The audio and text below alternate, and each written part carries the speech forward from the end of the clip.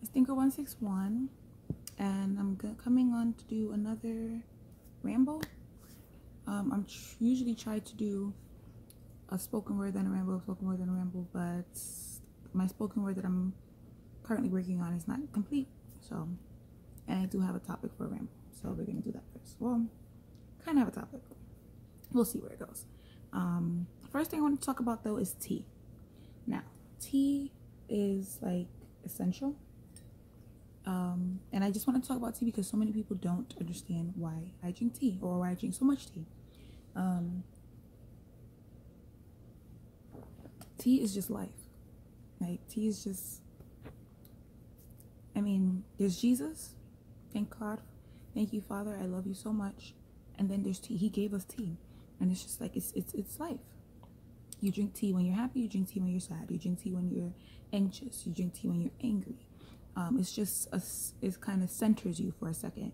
The first sip of a nice hot cup of tea is just like, you close your eyes and yeah, you drink tea and it's just calming.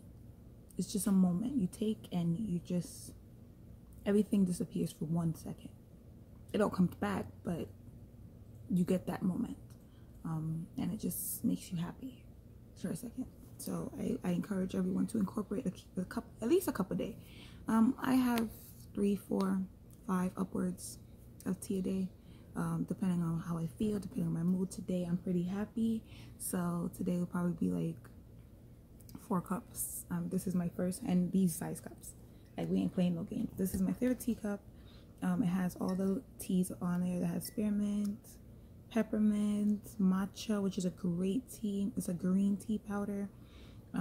Oolong, bless God. It's chamomile, which is a good tea, a good herby tea. It's good for sleep. It's yummy. There's black tea, which is my favorite. My favorite tea is black tea. So an Earl Grey or an English breakfast with a little evaporated milk. And right now I'm off of sugar, so Splenda. It's amazing. That's what this is currently. I do like Tetley, which is an English tea brand. Any English tea is really good. Super strong, rich tea. There's white tea on here. I don't know if I've had a white tea, but there's also green tea. There's lemon tea is good. Lemon ginger tea is excellent. My favorite green tea is, I tried to do green tea. It's a little bitter for me. I have to kind of be in the mood for it. There's a Lipton brand tea, and it's a blueberry green tea, and that's excellent. That's like a really, really good tea. I also really enjoy a good chai tea. I make it sometimes myself, a good chai tea. Usually I do soy. I do black tea, a little bit of cinnamon, and a touch of black pepper in my chai tea, and it's really, really yummy. Some ginger in there as well. It's good stuff. So that's my little tea time talk. Please do not make your tea and put ice cubes in your tea. Please don't make your tea and like wait hours to drink your tea because it's too hot. Please just drink tea, get that first sip. Okay, if you're not a tea drinker, if you're not a good tea drinker and you get a cup of tea and it's too hot, after you get that first sip out of the way, sorry, my dog. After you get that first sip out of the way and you kind of you might burn yourself a little bit at the tip, but after that your mouth gets accustomed to it, so it's not burning you anymore. I don't know how to explain it better than that. But just get that first sip out the way. It's just like, let's get it out. Let's get past it. It's like ripping off a band-aid. Get that little first tear, you're in there. Yeah, tea. Drink tea. It's good. So yes, what I wanted to speak about other than tea is communicating. Why we feel the need to communicate with other people. Why we need to communicate with God. And just communication on a whole. For me, communication is not, I think it's becoming more important to me as I get older. It was very important to me when I was younger. It's becoming more important to me as I get older. I did have a period where it wasn't important to me at all. I didn't care to speak to people. I was very much fine with being a very introverted person. I'm still very much fine with it. I'm learning now that there are several forms of communication, because you do need communication to get through life, to, you know, everything you want to do in life, you have to kind of communicate to do that. You have to talk to someone else to get things done. So I understand that form of communication. I also understand the communication where we need to communicate with God. And I think that's where I'm understanding communication a little bit more, as I'm communicating and growing with him more. I understand that there is a sense of, I just want to talk to someone else. I understand that there's a sense of, how do you say, there's an urge. I spoke to someone and they told me, two people actually told me the same thing. And when I was like, why do you feel the need to talk to somebody? And they said, well, it depends on what kind of mood I'm in. Sometimes you're just in the mood to talk to someone else. Sometimes you're just in a playful mood to bother someone. Right now, my younger brother's sitting over here. Probably when I'm done making this video, I'm just going to want to talk to him or just want to bother him. I'm just going to want to, I don't know, sit down and watch a movie and talk about the movie.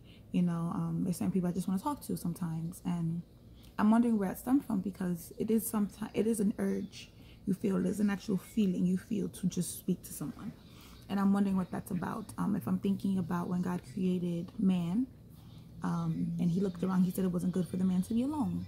Not just to procreate and not just to multiply the earth, but just, I think it was just a sense of for the man to have someone there, you know. And so he created Eve and gave Eve to him, so as a companion.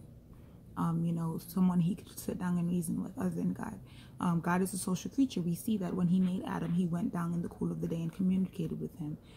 You know, he talked to him, he reasoned with him. You know what I mean? He speaks to us. He's a communicative being. He's a social being.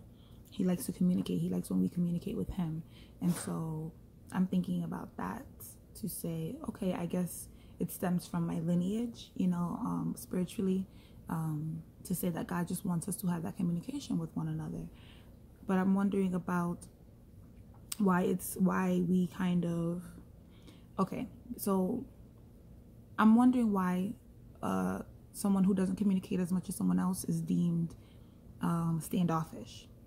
You know what I mean? Like, you'll deem that person as, oh, I can't talk to her because she's stuck up, or he's stuck up, or he thinks he's better than me because he doesn't talk to you. When honestly, it's just like, not everybody communicates the same way. Not everybody feels the need to communicate with everyone the same way. And maybe it's just because I don't understand the extrovert personality. Maybe I need to hang out with an extrovert for a day and kind of see why or where that stems from.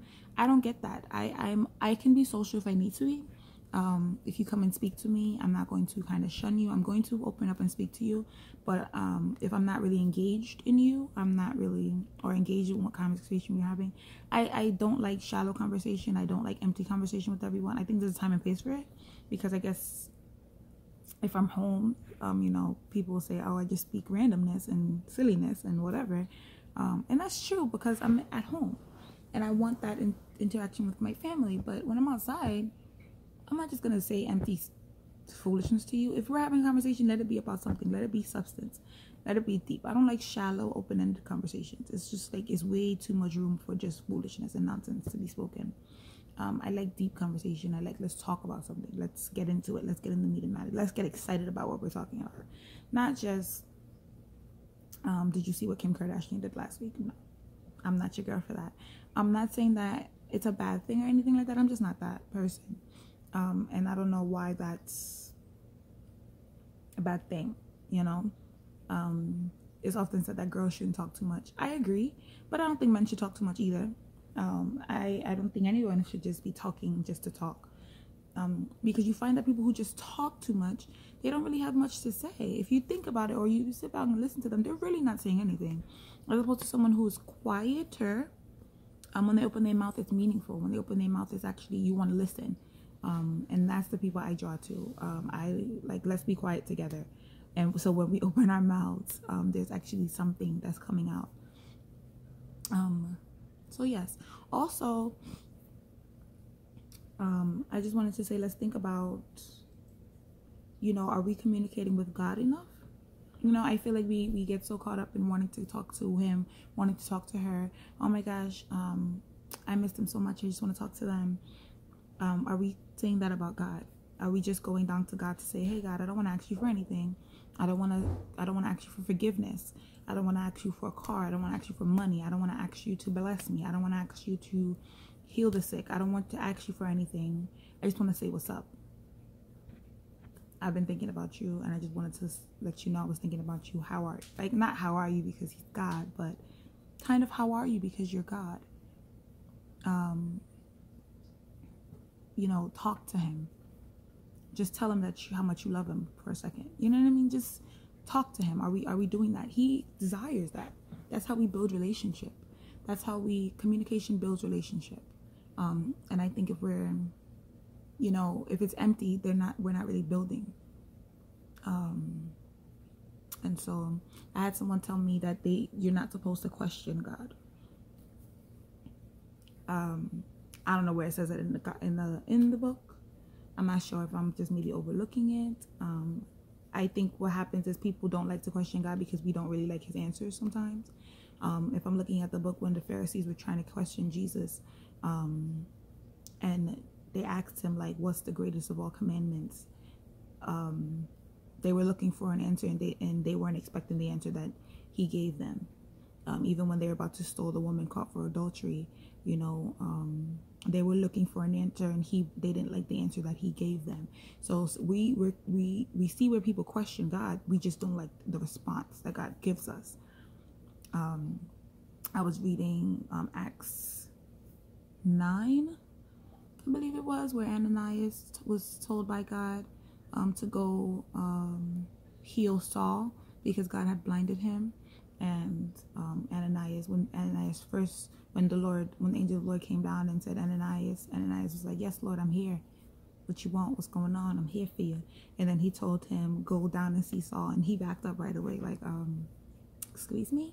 Saul? You mean that Saul who's trying to persecute all your people, Saul? Lord, you want me to die? So it's like we're ready to talk to him, or we're ready to, you know, speak to him when we think he's going to tell us what we want to hear. As soon as he tells us something we don't want to hear, we're kind of like, whoa, back up. Hold on, Lord, you tripping. You know, so it's not really that we question him. It's not really that we can't question him. Just, you know what I mean? We don't like the answer. You know, when the Lord was like, ask him what you will, Solomon asked him for wisdom and understanding. God gave him that.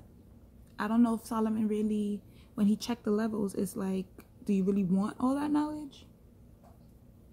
Some knowledge we don't want. Ignorance is bliss, man. And that ain't no joke. Ignorance is bliss.